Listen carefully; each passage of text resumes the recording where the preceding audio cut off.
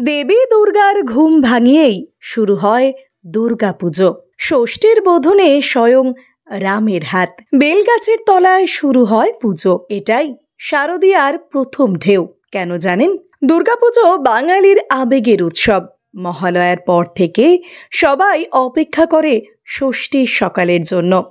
এদিনই ঘটে দেবীর বোধন। বোধন মানে জাগানো। শরৎকালকে শাস্ত্রে দক্ষিণায়ন বলা হয়। দেবতারা তখন নিদ্রায় থাকেন, তাই পুজো করার আগে দেবীকে আলাদা করে জাগাতে হয়। সে জাগরণের নামই বোধন। পুরাণে আছে রামচন্দ্রের অকাল বোধনের কথা। রাম রাবণের লড়াইয়ের সময় দেবীর সাহায্য দরকার হয়। শাস্ত্রের নিয়ম ভাঙতে না চাইলে আগে দেবীকে জাগাতে হয়। ব্রহ্মার পরামর্শে রাম করলেন অকাল বোধন।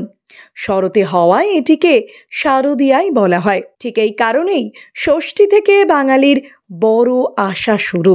বোধনের নিয়মেও আছে গল্প। ব্রহ্মা দেখেন বেলগাছে খেলছে একটি কন্যা, তিনি জানেন সেটি গৌরী। তখন থেকে বেলপাতা ও বেলগাছকে বিশেষ মর্যাদা দেওয়া হয়। সন্ধ্যায় মণ্ডপে ঘট স্থাপন করা হয়, মন্ত্রপাঠ হয়, বেলপাতা দিয়ে আহ্বান করা হয়।